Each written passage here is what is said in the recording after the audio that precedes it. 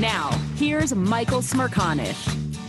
Biden expects Putin to order Ukraine attack. That's page one above the fold in the New York Times today. David Sanger wrote the piece. I've already spoken with him during the course of this program. Now we'll dissect the news that came from the press conference relative to Ukraine with Dr. Charles Kupchan. He's a professor at Georgetown University, a senior fellow at the Council on Foreign Relations. Listen to this now. During the Obama administration, he served as senior director for European affairs on the National Security Council staff, and in that job, traveled to Ukraine 6 times with then Vice President Joe Biden. Dr. Kupchan, thank you so much for being here. It's like central casting sent you to me today. Would you first tell me what's it like to go with a sitting vice president to Ukraine? Well, Biden, when he was vice president, was the guy in the White House who had the Ukraine file. And as a consequence, he was very devoted to restoring the territorial integrity of Ukraine, backing Ukraine. And so we went there on a regular basis. He was always on the phone to Ukrainian leaders. This was after the Russian invasion, the grabbing of Crimea, fostering a separatist uprising in Ukraine. So Ukraine is close to Mr. Biden's heart. He is now trying to navigate very treacherous waters, keeping Ukraine together, avoiding a Russian invasion, yet at the same time, making clear that the United States stands by Ukraine's political independence. What did you make of him referencing minor incursion yesterday? When I spoke to David Sanger from the New York Times, who was involved in some of those exchanges during the briefing, he said to me, it's the definition of a Washington gaffe. It's not so much that he said something that was mistaken, it was the fact that he said it, which was unexpected. I guess what's going on there is that the U.S. intelligence community is trying to figure out what this guy's going to do, if he does do anything. And someone like myself has a hard time seeing that Putin has the stomach to occupy Ukraine. Does he really want to bite that much off and face what could well be an insurgency? And so one military option is a smaller use of force, expanding that area that's controlled by the separatists, trying to take a smaller chunk of the country, maybe annex it to Ukraine. So I think what we heard from the president was simply his reflection of the different military options that the intelligence community is now trying to sort through. But if I'm Putin, aren't I receiving that information as a green light, that as long as I don't go too far, there really won't be a robust U.S. or NATO response? Well, you don't want to reveal too much of your hand because you want Putin to think he's going to pay a very high price no matter what. At the same time, I think the president is trying to keep on the same page with European allies, some of whom don't have the stomach to throw the full line of sanctions against Putin. So I think partly what he's saying, and in my mind, it's a realistic assessment, is the response needs to be proportional to the action. If he goes whole hog into Ukraine, we're going to throw the book at him. If he increases fighting in eastern Ukraine along the separatist line of contact, we will respond, but perhaps not with the same ferocity as if he goes in big time. That's simply, in my mind, an accurate reflection of what's likely to happen. Well, what did you make of the follow-up statement then that came from Jen Psaki, and in particular, the reference to cyber attack and paramilitary tactic? Because again, lacking your expertise and knowledge, I read that the same way, almost as if, well, if it were a cyber attack, then certainly there's not going to be a full-fledged response from the United States, notwithstanding the words in which that was couched. Well, I'm guessing that what exists on paper now in the White House is a menu, an escalating ladder. If Putin does A, the US and its allies will do B. If he does C, the US and its allies will do D. And yeah, as you mentioned, Michael, there's a long possible range of activities, some of which don't involve kinetic force. They could involve cyber, they could involve covert operations. And so I think what's happening here is an effort to get ready a full range of responses because we just don't know what Putin is going to do. What we do know is he's got a lot of force on the border with Ukraine, both in Ukraine and in Belarus. It's worrying that he's putting that much effort into threatening Ukraine because it suggests that he may well invade the country. A naive question, maybe the first of several. Why is Ukraine so important to Putin? What's the subject of his fascination? Well, part of it, I think, in my mind, is that he is being sensitive to what one would call a major power's broader neighborhood. And so I don't like Putin. I think he's a tough one. He's nasty, aggressive, coercive. But I think in this case, we need to understand that just as the US would be uncomfortable if Russia showed up in Cuba, as they did in '62, or in Mexico or in Canada, we would be uncomfortable.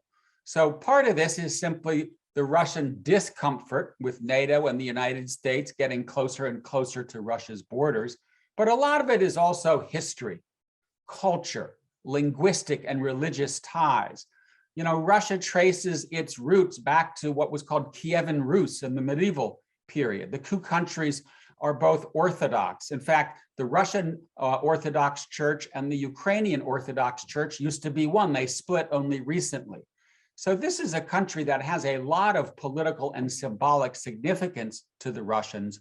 That's one of the reasons that Putin is so hard over about its geopolitical future. The President Biden yesterday seemed to throw cold water on the idea that Ukraine would join NATO at any time soon. How likely do you think in the next, say, 5 years that Ukraine joins NATO? I would say it's very unlikely. And you've put your finger on what could potentially be the common ground that NATO and Russia find. You're not going to get Joe Biden or another NATO leader to come out and say, NATO's doors are closed. Ukraine will never join. In reality, Biden has already said on this question, school's out.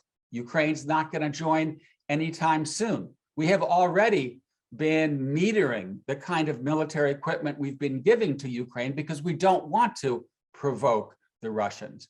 And so if one can envisage some kind of de-escalatory strategy, I think it would be this. Biden and company reassures Putin that Ukraine is not headed for NATO membership anytime soon. At the same time, he's not going to say never. Putin says, you know what? I wanted a legal guarantee that they won't join. I'm willing to accept this gentleman's agreement. Whether they can strike that bargain remains to be seen. Is NATO unwilling to accept Ukraine because Ukraine is just too hot a potato vis-a-vis Putin? In other words, Poland is in and borders Ukraine. I'm looking at a map, obviously. Slovakia, Hungary, Romania.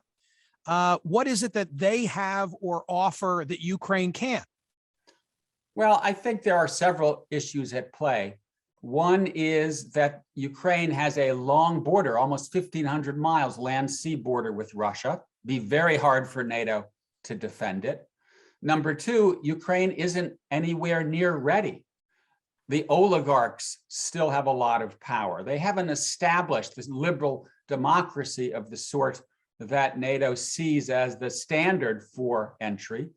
Third, I think NATO officials understand that to some extent, this would be a very provocative move. As I said, when Russia brought missiles into Cuba in 1962, we almost went to World War III. So one has to say, how does this look to the Kremlin? So I think on all three fronts, the difficulty of defending Ukraine, whether Ukraine is ready, the provocation that NATO membership would send to Ukraine, the issue is really not on the table at this point and is unlikely to be on the table anytime soon. Dr. Kupchan, how do you think the president's remarks about Ukraine were received in Ukraine and by Vladimir Putin? Two separate questions. Well, I think that it's not news to the Ukrainians that in this case, there are a ladder of responses to what could potentially be Russian action against the country. I don't think it's news to the Russians either. I think the reason it's got as much attention as it has is that Biden was simply saying, this is the way things are. And it was new because so far we basically said united front. He moves, he's going to get hit hard. Biden was showing a little bit of leg here and saying, we understand that the nature of the response will be proportional to the nature of the aggression.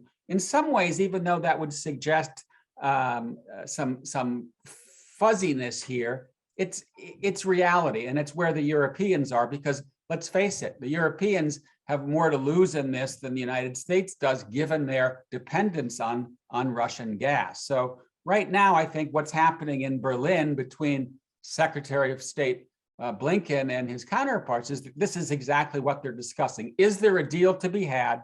And two, if Putin does go, how will we respond? And how do you think it was received by Putin? For Putin, I think he's not really reading tea leaves. I don't think this is a fundamental difference. I think Putin gets it.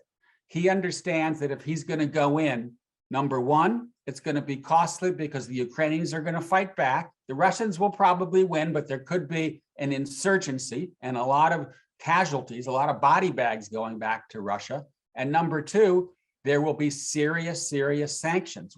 Which sanctions, we don't yet know. The question is that enough to deter Putin? And can we find a diplomatic game that leads to de-escalation so we don't ever get to the point where we see more Russian troops in Ukraine and serious sanctions coming out of Europe and the United States? And finally, when you travel to Ukraine with a sitting vice president 6 different times, is there any fun along the way? Any anecdote that comes to mind? What's it like to be on Air Force Two on a serious piece of business and mission, but headed that far in close quarters with a sitting vice president? Well, Joe Biden he's the real deal. He's a great guy. He's a pleasure to travel with. And so, I would say there was some fun to be had. We did get a little bit of time off. I got to know Ukrainian leadership very, very well. And so it was a privilege to have the opportunity to travel with the vice president. And it was, for someone like myself who had the Ukraine account in the White House, it was a real arrow in my quiver that I had a vice president who any time of day or night was ready to lean into the issue and try to help Ukraine resist Russian aggression. I think that's exactly what he's doing now. We'll see where this story goes. Dr. Kupchan, can't thank you enough. I really appreciate your expertise. Thank you for being here. It's been my pleasure.